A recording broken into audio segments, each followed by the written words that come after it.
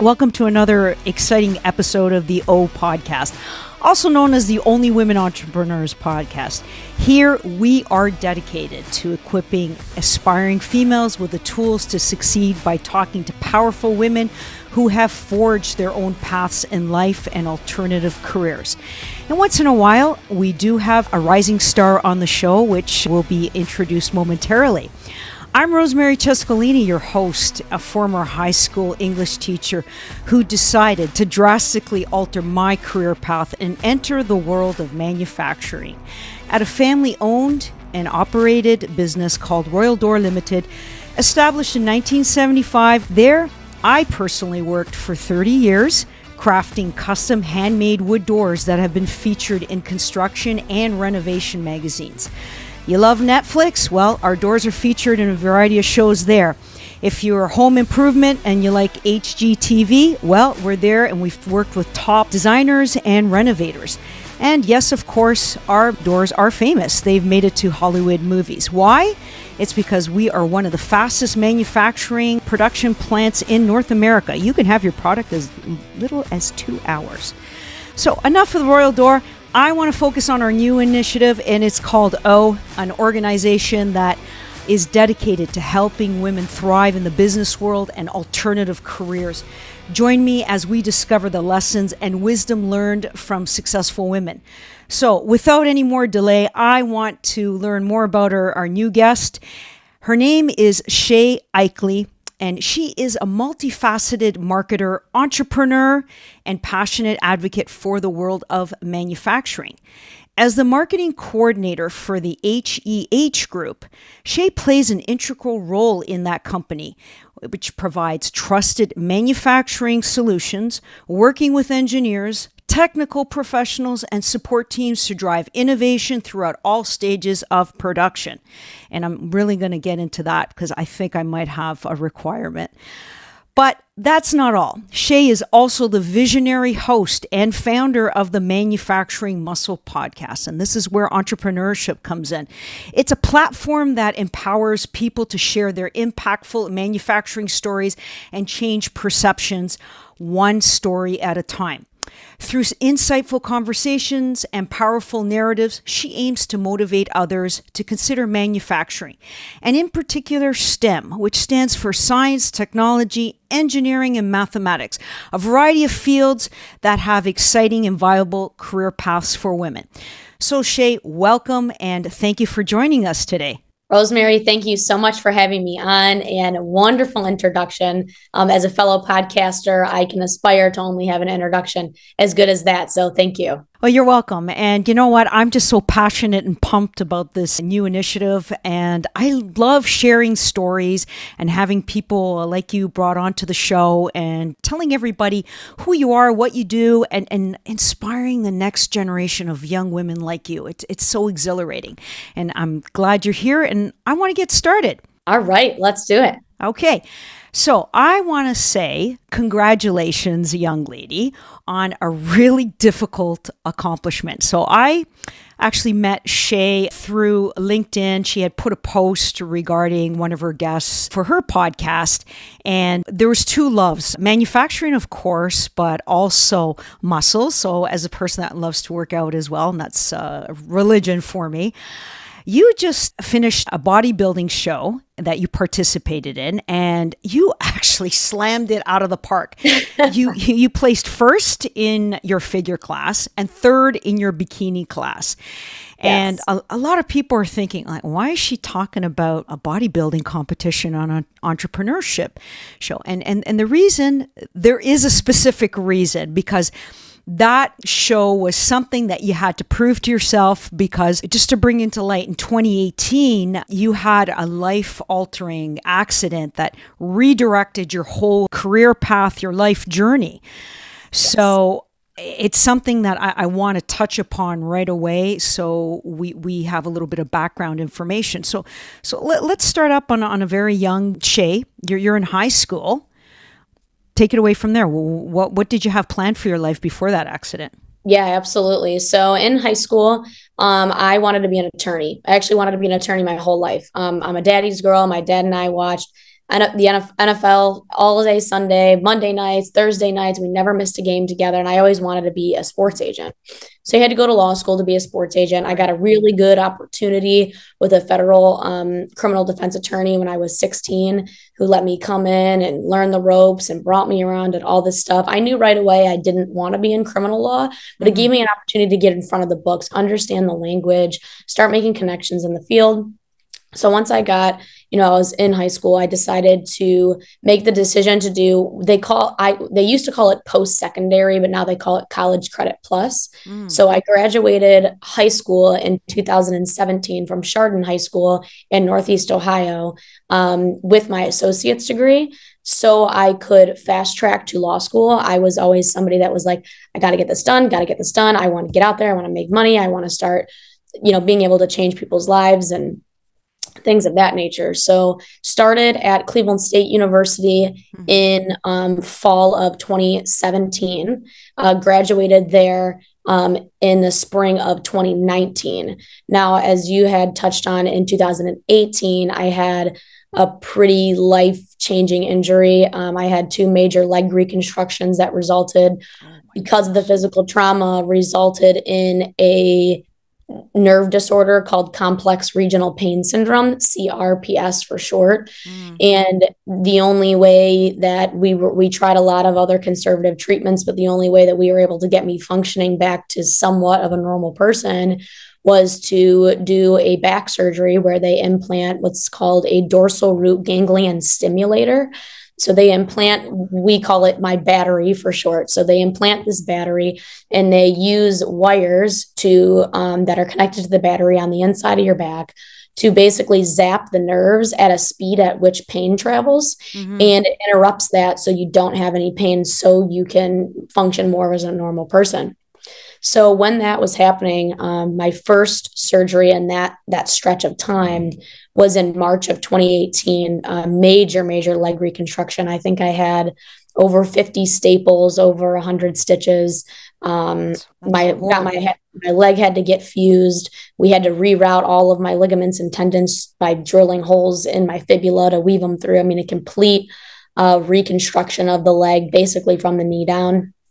That resulted in another surgery that I had to have in December of 2018. So this whole year I'm in a cast. I can't study for the LSAT. Anytime I try and study for the LSAT, there's another medical thing that comes up. I try and go to the exam, but I can't even keep my leg down, sitting in a chair for that long.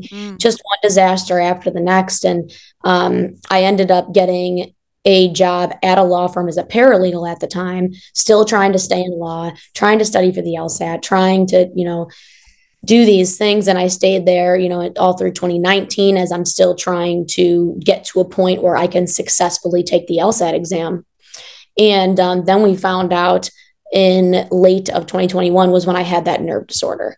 And at that point, we knew that there was lots of medical treatment ahead and for the rest of my life. And not that I couldn't be an attorney with what I had, but the barrier to get into law with the medical procedures that I was having kind of perked my parents' ears to say, do we think law is it? Obviously this is happening, but is this a sign too to not get into law? I've always been, love being on camera, love talking to people, love making connections with people, building relationships. I love technical things. Like I said, I've been a daddy's girl. So even if he let me hold the drill when I was young, I just loved that. And so my dad is Willie Eichele. He's a partner in the HEH Group with his 2 partners, Bob and Jim Haggerty. And it was his knowledge and my mom to say, hey, what about manufacturing? We're looking to grow our marketing department. I had taken a lot of classes in my undergrad for marketing, communications, and journalism. So that's kind of how I ended up shifting into manufacturing. And there was a position open here at the HEH Group. Our marketing manager, Scott Mazon, was looking for somebody to take on that role. And so I went ahead and did that. Now I'm here. Wow. Actually, now that I backtrack, it was 2020, I believe, that I got diagnosed with the nerve disorder. And then in 21 was when I had the major surgery to implant the stimulator. So I was a year off there. Sometimes I get all my dates confused because there's just so many, but that's kind of how I landed. Yeah, that's how I landed in manufacturing. And then do you want me to kind of go right into the bodybuilding, how that kind of started? Well, no, I had some questions. So basically, Okay. how old were you? Were you 18 when this Yes. all came about? And Yes. okay, this is one thing I really want you to touch upon. So you're 18. You have this promising life ahead of you. Then you have this disastrous incident. A person of your age would have been completely shattered mentally. Okay, physically, it sounds like you were broken. Oh, yeah. So how on earth did you pick yourself up every single day and say, you know what, I've got a life to live? Most people would have just thought, it's the end for me. I'm never going to get to where I want to be. So maybe death, suicide, something like that could have crossed your mind easily. So that's a huge mental break. And in this situation that we're living worldwide after the pandemic, a lot of people are in really bad situations where they're thinking of taking their own life, or they have substance abuse. So take us through your mental journey of how you got through these really rough patches in your young life. Yeah. So I apologize in advance if I get emotional when I'm talking about this. It is, it's a touchy subject and something that I want to talk about more and more. So I appreciate you kind of giving me the platform and the conversation here. But that's what it's about, right? Yeah. Yeah. And I think if you don't share those stories, then a lot of people think that this person had this easy path, when really, and they don't get to relate, as much if they went through something. Well, yeah, if they don't hear this part, then they're going to think, oh, daddy's little girl got a position in daddy and mommy's company. And, if I had that, not true. You earned it. Exactly. Right? Exactly. But carry on with the story. No problem. So, like I said, in 2018, I had the 2 major surgeries done. This was on my left leg. And my doctor, when I was experiencing pain after both of the surgeries were complete, my doctor had just kept telling me, you're in recovery. You're in recovery. You had a massive surgery. You need to try and, go and do things. I had a scooter, so I would go to the gym. My boyfriend and I would go to dinner. They kept encouraging me, do things. I know that you're in a lot of pain, but you're in recovery. So for me, perception's reality, right? So even though I was not really in recovery, I had this nerve disorder that developed from the surgeries. I thought I was in recovery. And I've been a gymnast and a cheerleader my whole life.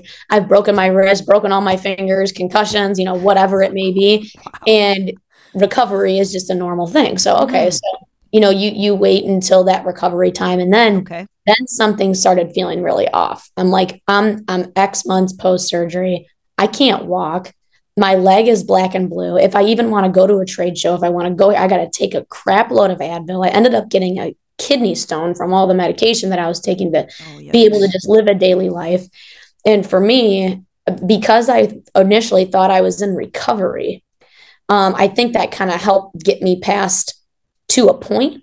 But then once I figured out this is not going away, this is my life, things went really downhill from there. I still would show up for work every day. I never gave up on myself. I never allowed myself to even get to a point from a career standpoint where I'd put myself behind, because I'd always just remind myself right now is right now. But if I deep dive down and I let myself get so low, I'm going to lose on critical years of my life of building a career. And then when I'm 30 and there's new medical advancements and things like that can help me, I won't have a career. I won't have anything other than those medical advancements. And I did not come to that mental conclusion myself. My significant other, his name's Connor. I've been dating him for 10 years now in December. So hopefully we'll get engaged soon. But you started young, 14. Yeah. He never let me give up on myself. Any day that I was sitting there on the couch crying, he would come over with a tissue and wipe my tears and get up, and he'd cook me dinner and he'd say, we're going to the gym today. And I would, sweetheart, to have someone so powerful in your life. Oh yeah. He never, ever, ever let me give up on myself. And I had those suicidal thoughts. I had an attempt. The pain was so significant that some days you could get over it, you can get through it. But other days you're like, how can I can't even see myself living with this for the next 5 years. So he was a major, major factor in getting myself to a point where okay, let's do this. Let's take it day by day. Let's just keep going and just not give up. My parents were a major factor. Being a gymnast and a cheerleader my whole life, you have to have that mental strength. And my parents were always very tough on us in a positive way. And they, every step of the way, anything I needed, any support that I needed, if it was midnight, my mom would answer the phone. If it was 2 a.m., my dad would answer the phone. And they knew that I'd be able to get past it. Mm-hmm. I just needed the support to get there. And so it was a rocky road, but I'm thankful where I am now, which is, why I appreciate my bodybuilding career so much, and why I wanted to get into that. And I really appreciate where I am in my career, because I could be 5 years behind what I am right now. But instead, I really just hunkered down and convinced myself this could be dangerous. Convinced myself that I was fine, because the brain is a powerful thing. And if you think of yourself as a handicapped person, and you think of yourself as someone that can never do anything, and you listen to all the doctors saying you're never going to be able to do this, you're never going to be able to do that, you're never going to do this and that, that can completely shut somebody down. And I just said, nope, you can tell me that, but I promise you I'll be doing that. So that was kind of a really long roundabout way of saying I had the right support systems. Yes. And, myself being motivated to never give up, and people around me making sure I held myself to my own standard. Yeah. And that, wow, that I was getting goosebumps, and I'm holding back tears myself, because I'm picturing the suffering that you're going through. But you're one of the lucky ones. You had your boyfriend, Connor, that was like a rock for you. And then you had your parents. That's tremendous family support. Now, for our audience who might be in a similar situation, but that they don't have immediate inside support. Yeah. Where can they turn to for some guidance, some support, some help? Because there are people that are in critical situations. And maybe your message, our message together might be able to save a life and redirect them into a path that's positive. You got any suggestions for that? Yeah, and this is going to sound really harsh, but internally, for about 6 to 8 months, I dealt with everything that I just said inside my own head. Mm-hmm. And people would tell me, oh, just be positive. Well, don't you think if I wasn't positive, I wouldn't be where I am? Don't you think if I wasn't motivated, people would kind of give those just like bland things like, oh, how's your foot? Oh, it's not that great. Oh, be positive. Okay. You don't think I didn't already think of that already?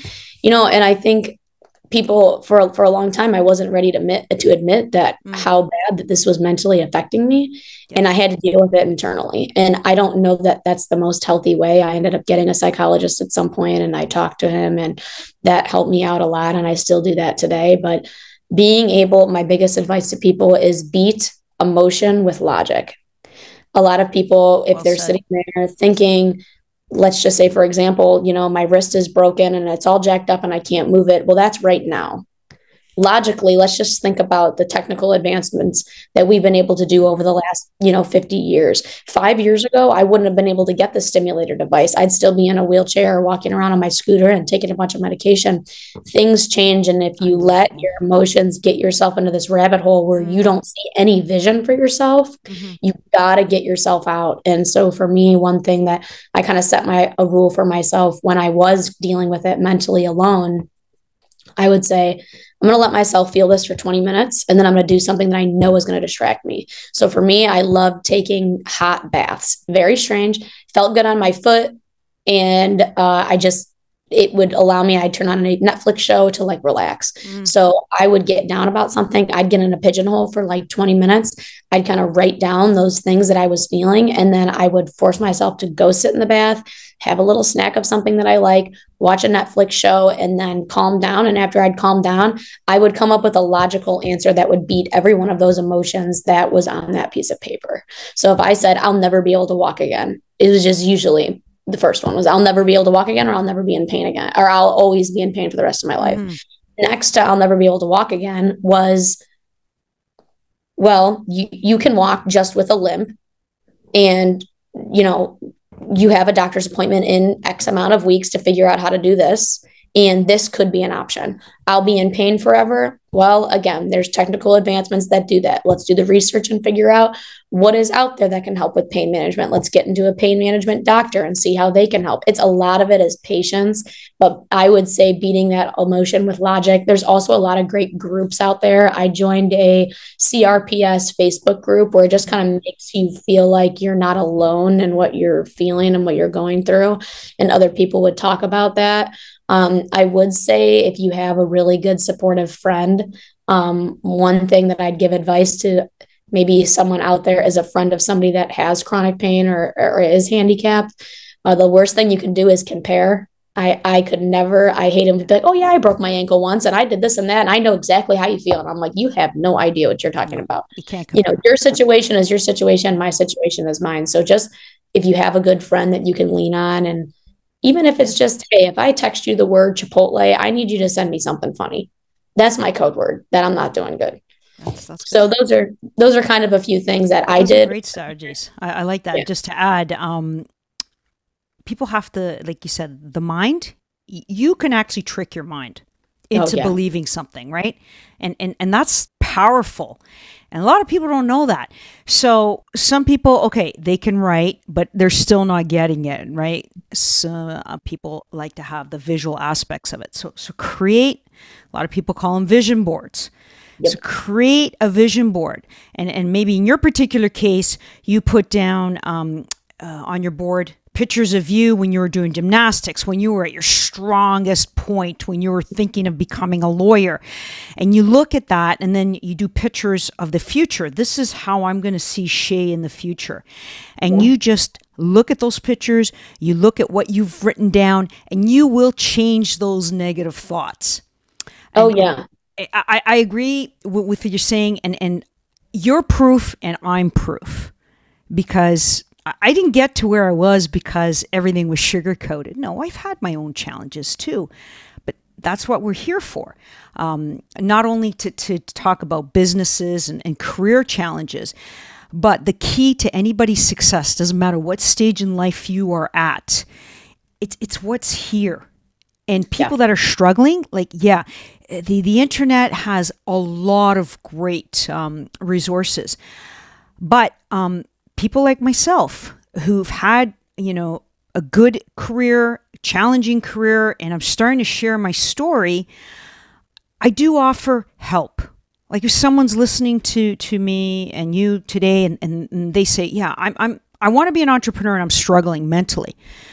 Well, I can help you out because I spent the last year developing a program for mindset, because my own experience, knowing of all the obstacles I went through, if I didn't do these particular things, I would have crashed and burned.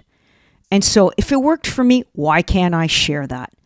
And I'm so glad that you brought that up. I totally agree. Someone told me one time, if you can see it, it's possible. Mm-hmm.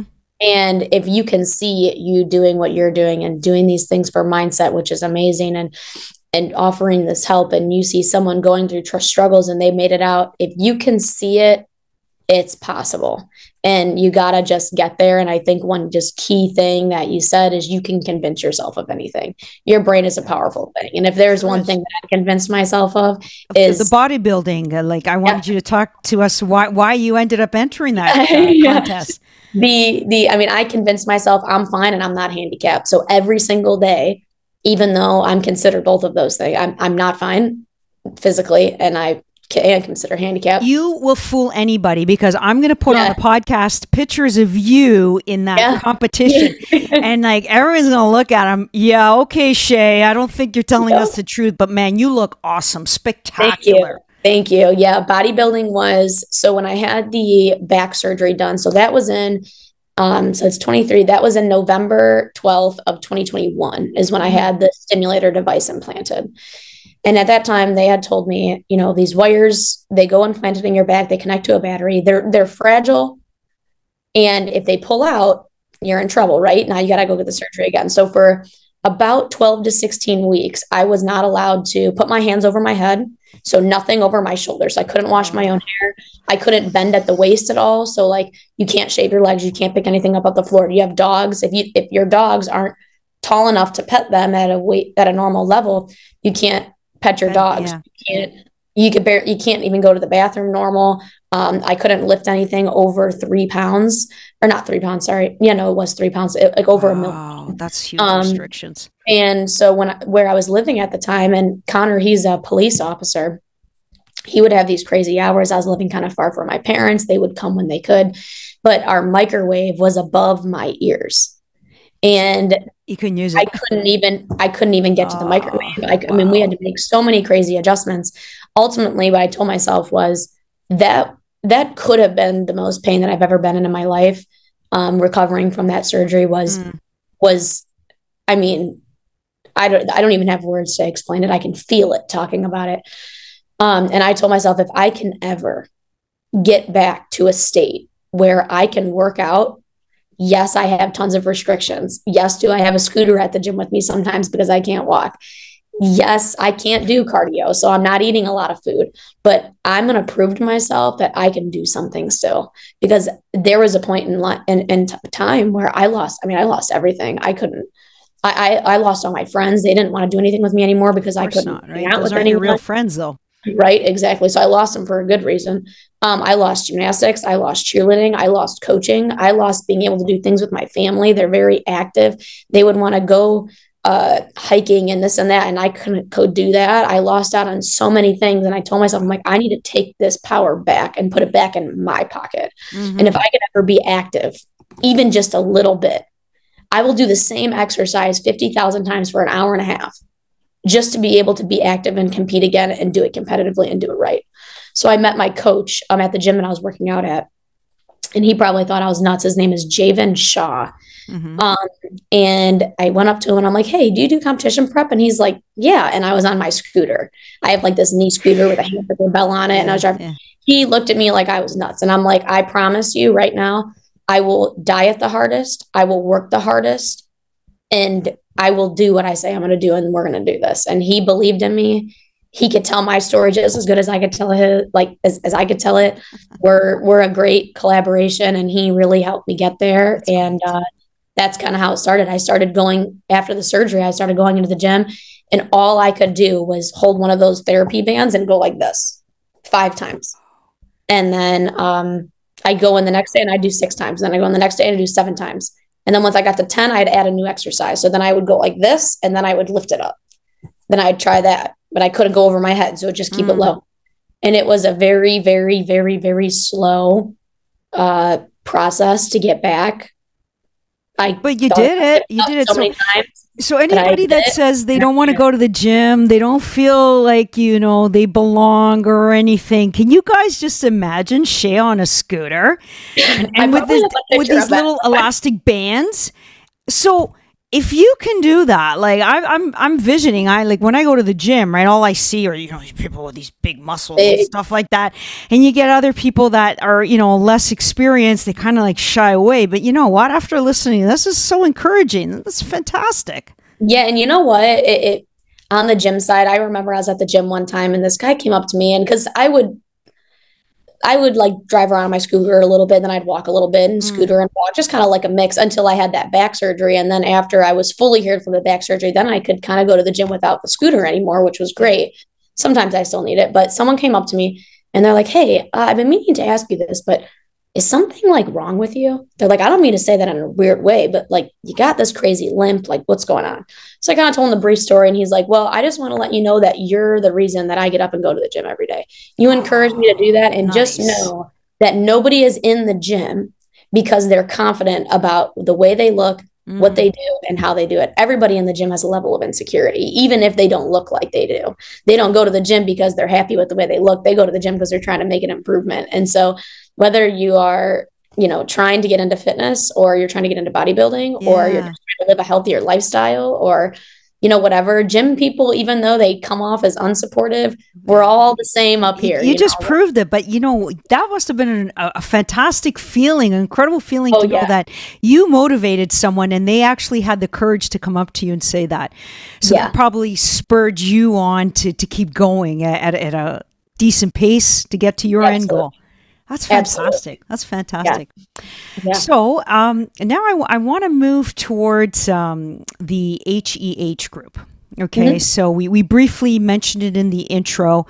Your parents have ownership in the company. So what products and services do they actually provide for their clients? Sure. So I'll kind of give a background of the HEH first, because I think that's really important to kind of who we are as a company. So my grandfather, Bill Eichele, him and his partner, Eddie Mach, they started Mach and Eichele, which is one of the companies within the HEH Group back in 1985. In 2008 was when my grandpa retired. Eddie had retired a few years prior to 2008.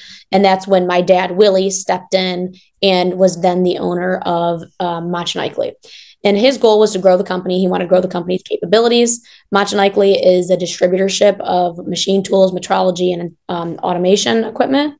Right. And so he wanted to be able to kind of get into the larger automation cells, custom machinery, kind of those bigger jobs as well. So he met Don Haggerty, who was the founder of Ultratech, and his two sons, Bob and Jim Haggerty. So they kind of met in 2008, and they worked together on a project and decided, oh yeah, really trying to grow the company. They thought it was a good marriage. So Mach and Eichele and Ultratech, still separate companies, but joined forces on the ownership side. Okay. Don had passed away maybe 8 years ago. I could be off on that date, but so his sons, Bob and Jim, and my father, Willie, they're the owners of the HEH Group. So then in 2013, we acquired Kratz and Saunders, which is a distributorship in Winston-Salem, North Carolina, where we sell machine tools, metrology, and automation as well. And then we started a spindle repair company in 2017 called Advanced Spindle Technology. So we have 4 companies: Ultratech, Kratz and Saunders, Mach and Eichele, and Advanced Spindle Technology. I do the marketing, or I'm on the marketing team for all 4. And we're a team of 3 marketing. And so in terms of products and services, I kind of say one-stop shop. But on the Ultratech side, they're kind of our engineering powerhouse. So we do special and custom machinery right here on the floor in Akron, Ohio. We do retrofits and rebuilds of equipment. We do large industrial automation, automated inspection, collaborative automation, machine tending, machine assembly. They're really our engineering powerhouse. So those are the services that we offer on the Ultratech side. And our this equipment and machinery, what industries do you provide them for? Like, is it woodworking? Is it tool and die? What particular industries do you guys cater to? So various, but a lot of automotive, a lot of aerospace, a lot of defense, medical. Those are mainly kind of the areas: construction, energy, things like that. So, and that's kind of with all of our businesses. We all kind of cater to that same market. Now with Kratz and Saunders and Mach and Eichele, those are our sales arms. So we sell Mazak CNC machines. We sell Hydromat, which is a rotary transfer machine. We sell Mitutoyo, their CMMs and their vision equipment for the metrology side. Yes. And then we sell Fanuc CRX cobots. Those are the collaborative ones. And then down south at Kratz and Saunders, we don't sell this at Mach and Eichele, but at Kratz and Saunders, we sell Mitsubishi wire and sinker EDM machines. So that's a lot of tool and die. Yeah, sure. Yeah, a lot of tool and die, medical, things like that. Really, really fine precision stuff. And then Advanced Spindle Technology, we repair CNC spindles. So that one's pretty self-explanatory, but yeah, wow, that's a whole array of services and products. So how many employees are under that one banner? So under the HEH, I probably between maybe 100 and 200 out of everybody, including sales teams, service. We do, our service is a big thing that we do, service and support, all of our engineers, probably closer to 200, maybe a little more. That's great. That's a good workforce. So are there opportunities for women in that line of work in manufacturing, and where would you put them? What kind of education would they need? And how do you motivate them to think about these careers if they're still in high school? Yeah, absolutely. I think one of the main things, and that's kind of whenever we get a chance to talk about my podcast, that I'm trying to do, because even just women and young people, just overall, A lot of people say it's the perception of manufacturing that they don't get. I don't think it's the perception. When the young people that I talk to, they have no idea. The perception was their parents. Zero. Their parents had their parents had the perception of dirty, filthy, low-paying jobs. Then to their kids, they never offered that as a solution. So for them to get into manufacturing, and neither did schools, and manufacturing stopped selling to high schools what they can do. Colleges stepped in and started selling to high schools. College. Yeah. So when it comes to manufacturing, there is absolutely opportunities for women in the HEH group. We have women in reception areas, accounting, booking, service. We have a woman in automation. We have myself in marketing. We have women down south as well doing the same things.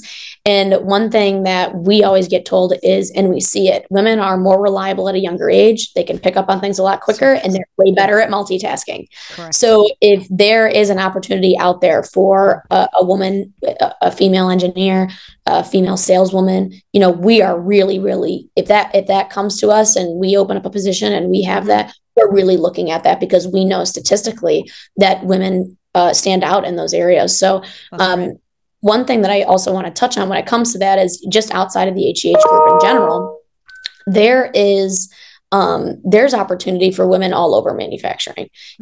Sales, major. Women know how to connect with people. They know how to talk with people. They know how to create relationships with people. They are excellent at that. Sales, marketing is another thing. If you want to get into marketing, you can get into finance and manufacturing. You can be a robot technician like ours. We have a robot technician down on the floor. Her name is Madi. She is awesome.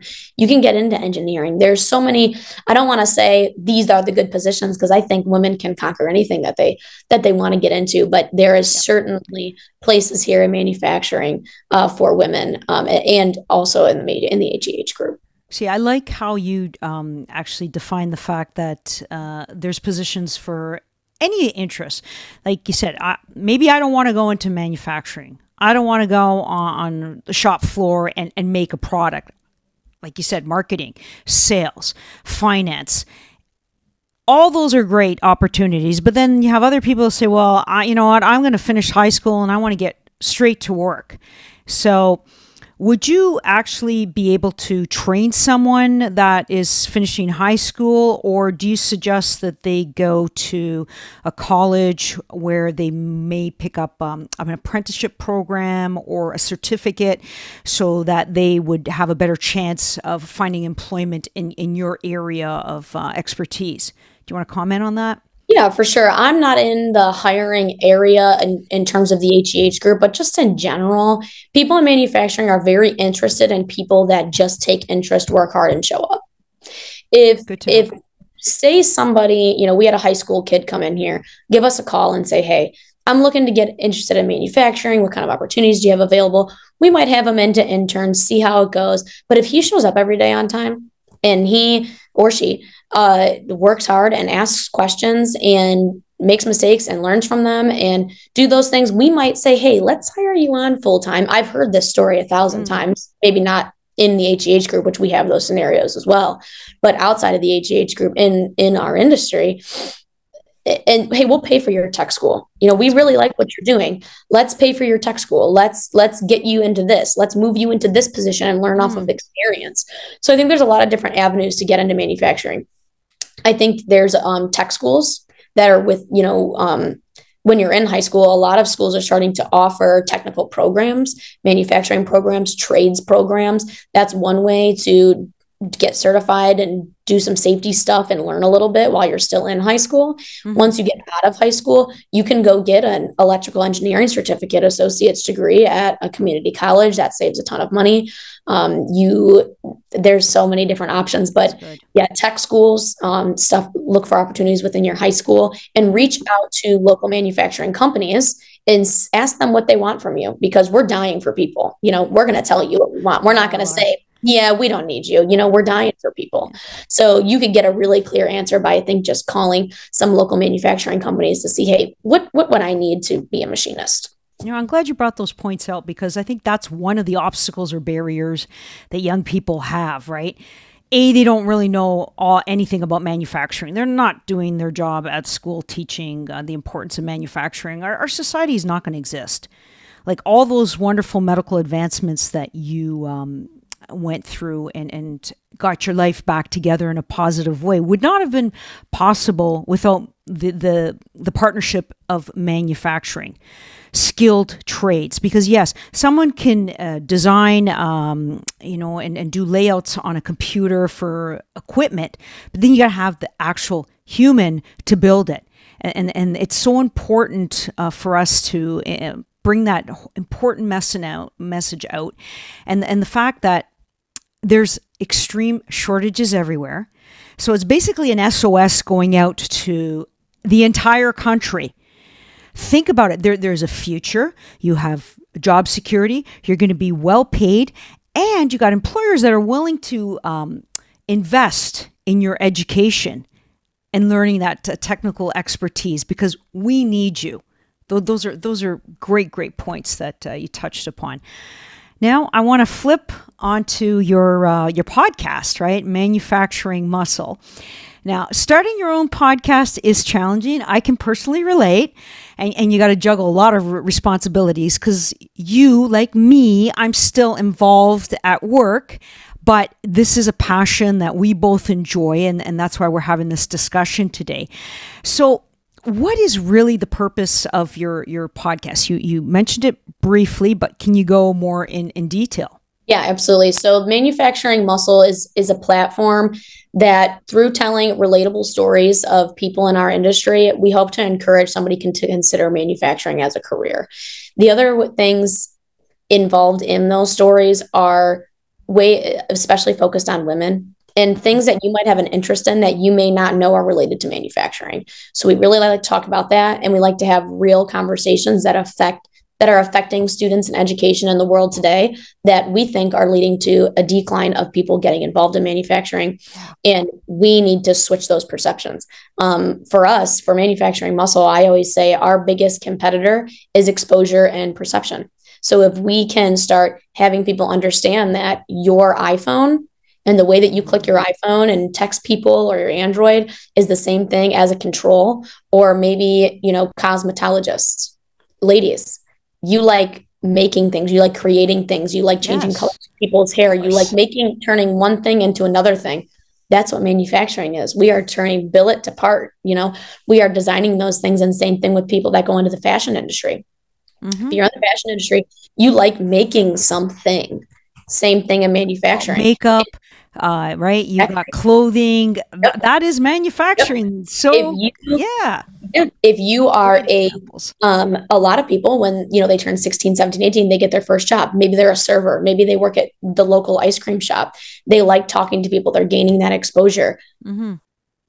You're building all of those skills. Realize that those skills, those people skills that you're building, can directly relate to being a fantastic outside salesperson.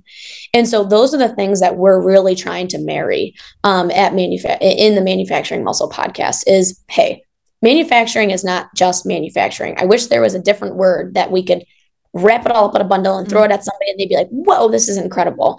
And so with Manufacturing Muscle, that's what we're trying to do. We're trying to help anybody, whether they're a young boy or girl in high school, or they're a single mom trying to, make ends meet, that manufacturing is a career that they could be interested in, and skill that they currently have can be heavily utilized in this industry. Yeah. One actual aspect that is rarely included in manufacturing is food production. Yes. Right? And growing up, my mom, her first job when she came to the country, is they were immigrants and she didn't have a lot of skills. She didn't speak the language. She worked at a hot dog assembly plant. And you know what? Every time I eat a hot dog, I'm like, it's thanks to people like my mom that work there that I can eat a hot dog. I can have a burger. Like, you just go to a restaurant and you go through the drive-through. Well, someone had to make that. And if people aren't doing manufacturing, we're not going to have food. We're not going to have shelter. We're not going to have all the wonderful pieces of technology and equipment that we are enjoying. Like, where do you think the electric car comes from? Exactly. Where do you think your phones come from? Your watch, your glasses. I mean, everything. On It's and almost on like and on. we need to It's yeah, endless, right? we almost need to call manufacturing anything that's made. Get into the Yeah. industry that anything that's made. Another thing that I tell people too is little kids, right? They're like in kindergarten, first grade, second grade. You ask them what they want to be. They want to be an astronaut. Okay. Okay. Okay. So I'm supporting it. I'm supporting sure. it. Yes. But you can work in aerospace. When you get older, if you still have an interest in maybe not becoming an astronaut, but you're interested in space, Yeah. work in aerospace. SpaceX is like one of the most followed companies in the world. That is manufacturing. You can go work and build the spaceships, build the aircrafts, build the part that goes into the rockets and the things like that. I mean, just because it doesn't seem like it, it's all connected, right? Same with Yeah, of medical. course. You Yeah. want to be a surgeon, maybe you don't want to incur all the cost or be in school for that long. Well, there's the people that did my stimulator device. It's a company called Abbott. They have saleswomen and they get to sit in on the surgeries and be there when It's they do all the fascinating. stuff, and they get to, implant the device and turn it on and off. And like you're entrenched in them, you live in Yeah. it. So there's just so many opportunities. Yeah, I love that story that you shared about salespeople sitting in and seeing what the product has the impact on the life of individuals. So that is very, very powerful. So a key facet of O is just empowering women to explore alternative careers and entrepreneurship. Like if someone listening right now is considering maybe a change in careers, exploring new opportunities, what key factors should they consider before they make that decision? It's hard to say. In terms of kind of what I went through with manufacturing is Hmm. with manufacturing muscle, I had my career and I hope to build my career within the HEH group from that perspective. But from starting something new, branching out, whether it's podcasting or you want to change careers, I think knowing your why of why you want to do that is Yeah. really, really important. And I feel I hear that a lot. It's kind of cliche, but for me, I was like, why are more people not getting into manufacturing? Why are more people not doing this? And I'm like, well, why can't I come up with a solution? Mm. And so I think if you're looking to, not a solution, but something that can positively affect the industry, Yes. if you're looking to make a career change, know your why. Why do you want to make that career change? What might you be interested in? How is this going to positively affect your life? Kind of go through those steps. And if you can answer like 10 out of, eight, maybe 6 out of 10 of your kind of checklist things and check them off how you think maybe this new career, this new venture may benefit your life, I think you go for it. That's good. Yeah, I always say it. Find something that you're passionate about, and like you said, that it answers your why. Because you have to also picture if this is what you're going to finalize your life journey on. Picture yourself if you're starting at 20. Fast forward to 30 years, you're 50. Can you see yourself doing the same thing for 30 years? And if you can't, then you didn't find your passion. I Right? agree. Couldn't have said it better. So, as a host and advocate for manufacturing careers, what goals do you have for influencing the next generation's perception of these fields? So, my goal with Manufacturing Muscle podcast is to be able to partner with schools and help schools be able to make partnerships um, with manufacturers, OEMs, distributors to kind of start marrying those two things. I think a lot of people, manufacturing likes to blame education, education likes to blame manufacturing. And at some point, we have to drop that. And so, from a small scale right now, I'm just having those conversations where I'm talking about it. I'm getting people talking about it. I've been doing presentations at school. On a small scale, I am starting to help local schools be able to connect with different manufacturers and the Girl Scouts and things like that, making those connections so the bridge doesn't fall. Right? They leave school, they may learn about manufacturing, and then they go to college and it drops, and then manufacturing is 4 years later. So we gotta close that gap. So my goal is to start closing that gap and be able through the podcast to start making those partnerships to get kids directly right into manufacturing. So I don't want to say so they don't have a distracted path, but so they have a path. There's no direct path to manufacturing. So we have to make one. And so I think that is my main goal from a long-term perspective with manufacturing muscle. I like that. So, Shae, as we draw near the end of our interview, I want you to think about closing thoughts or a message for our audience to remember our conversation today. What would you like to impart with them? I would say never ever give up on yourself. Don't put yourself in a box, and the sky is the limit. And I think those are 3 common phrases that a lot of people use, but really think about applying that to your life. When I had my injury, I thought my life was over. At 18 years old, I never thought I'd be able to have a career and do these things. But the second you start putting a limit, a cap on your own self, you're like abusing yourself mentally if you do that. You can't do that, and you can't give up, and you have to keep pushing through, and there's going to be something better. There's going to be another opportunity. Something is going to happen if you just keep your nose down. You have goals. You stay aligned with those goals. Surround yourself with people that have similar goals, and just keep pushing forward until you get where you want to go. Well said. So thank you so much, Shae, for taking the time to speak with us. Very powerful and heartfelt messages. And I really felt the emotion, even though we're on a call, but I feel it. It was so passionate, and I was so really enjoyed this interview.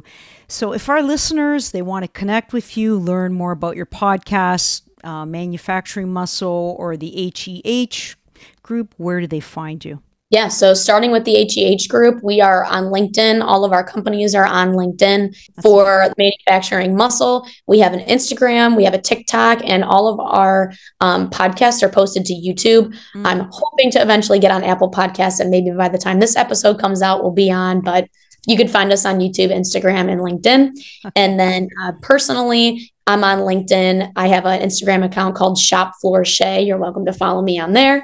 And yeah. Okay. Those are kind of the best. I follow you and you follow me, so that's great. I love your posts. So thank you. Amazing. So thanks again. So for our audience, if you enjoyed our podcast, be sure to subscribe to learn more about the insights, lessons to help you on your entrepreneurial and alternative career journeys. Just to go back to Shae's point, you will be on Apple Podcasts because that's one of the platforms that we are on. So you can hear this there, or Spotify and YouTube. And we've got 5 other platforms as well, because we want to get that message to share with everyone. And it's important. And it's awesome if you can actually send us a little bit of a like and a comment, so we can direct the future episodes to include messages and topics that are really near and dear to you, so that we are serving the client, and that's everybody listening. Now, for those of you really thinking about the next step in your career, visit us at onlywomenentrepreneurs.com to check out my personal professional development courses, and it'll help you, guaranteed to update every aspect of your life, whether you want to launch a new business or just get that promotion. Now, I offer free consultations. We'll have a little bit of a chat, and then we'll set you on the right path. For employers struggling to gain and retain skilled women, contact me today to discuss solutions in filling these employment voids. Follow us on social media at Only Women Entrepreneurs to stay up to date on all things O, and to connect with the countless women living their best lives. Thank you, everyone, for your support, and I am definitely excited for our next episode to connect to you with.